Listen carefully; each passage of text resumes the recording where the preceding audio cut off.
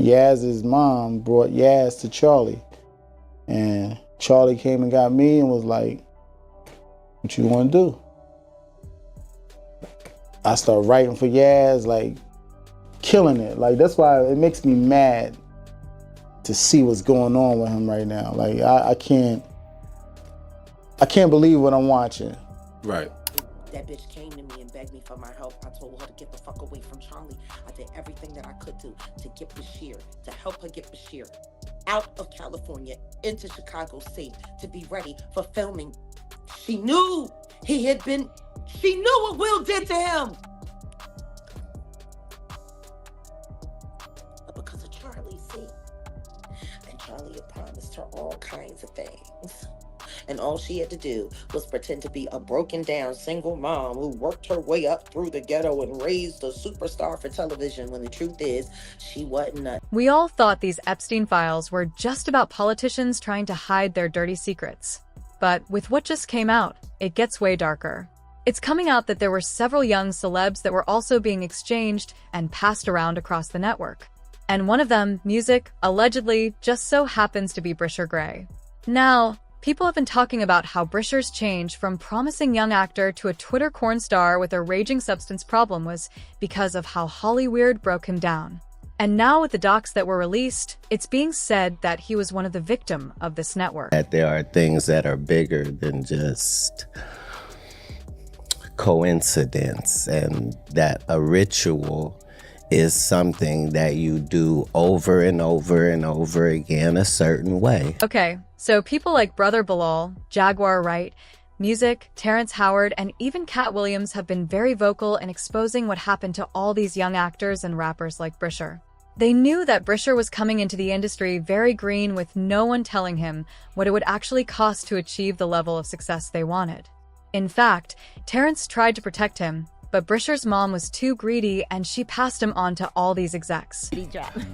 What don't you do? I would say to call him Big Daddy, though. No.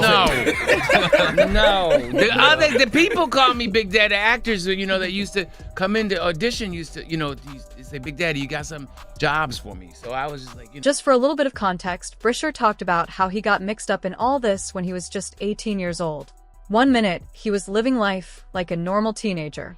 The next thing he knew, his mom kicked him out of the house, and he had to find a way to make a living. As he made his runs trying to get a foot in the industry, he met Charlie Mack at an audition in Philly, who introduced him to others like Will Smith, Lee Daniels, and Diddy. Bryshere had tried his hands at singing and rapping back in Philly, but knew nothing about acting. Still, he got the role of Hakeem Lion in Empire, which completely changed his life. Since he was going to be acting in such a major role for the first time, you'd expect that Bryshere would at least get an acting coach or build a team to look after his interest, right? Well, he did try to do that, only to be blocked by Lee Daniels. When he tried to seek outside help, Lee Daniels informed him that he would personally coach him. When Lee looked me in my eyes, he said, no coach, I'm gonna be his coach. And then I was like, yeah. I was just determined you got that job. Time were seen as the very best in the business. Charlie assured Bryshere that they would teach him everything he needed to know and set him up for success. But it turns out that mentorship was the last thing on their minds. Around the time, there were already rumors about Diddy's activities going around and how he may have been DL the whole time. But beyond that, word on the street was that Diddy doesn't just prefer men. He liked them not of age. All right, young brother, everything's good? Selling out arenas and everything? Starting to act different, huh? You ain't been calling me and hanging out the way we used to hang out. Well, I mean, you try to get in contact with me, through all my, partners and whatnot. Mm-hmm. But you never really got my number, so. Correct. Okay. My number? Yeah. However, Diddy was still a very powerful man, so he was able to bury any story that was about to come out. And at the time, there was no one with a cleaner image of black excellence than Will Smith. So anyone speaking against him would have been tagged as a hater or conspiracy theorist. It wasn't until Jaguar Wright and August Alsina blew the lid on what Will Smith and Diddy were doing that people started to realize that Bryshere was caught up in the same thing. Saw what Charlie Mack and them were doing. He knew they were taking those young boys to Diddy.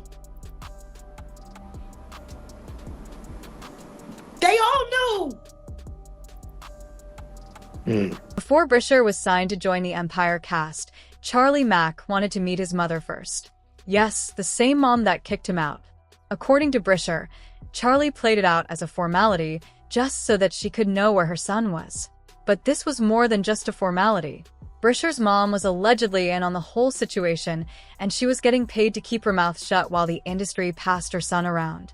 If Bryshere wanted to speak out and both his mom and the team around him denied it, people were going to look at Bryshere like he was crazy and out for a money grab.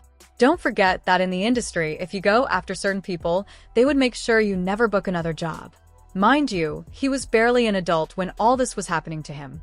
The sad part is brother Bilal confirmed that the change in Bryshere really started after he got caught in the web of industry trauma because his mind couldn't handle what was done to him.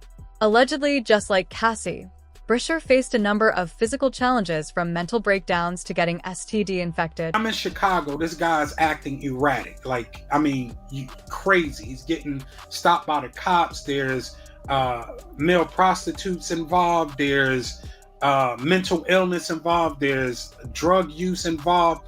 And I'm really trying to see what happened to this guy. And one day he said, you know what happened.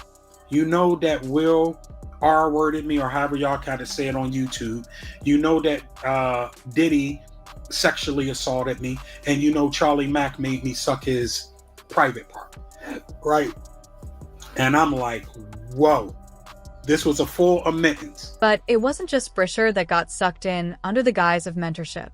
According to Bilal, even older successful actors like Will reportedly had to go through the same thing, which was why he didn't think twice about doing it to others. Brother Bilal even talked about the time he heard Will and Dwayne getting some action.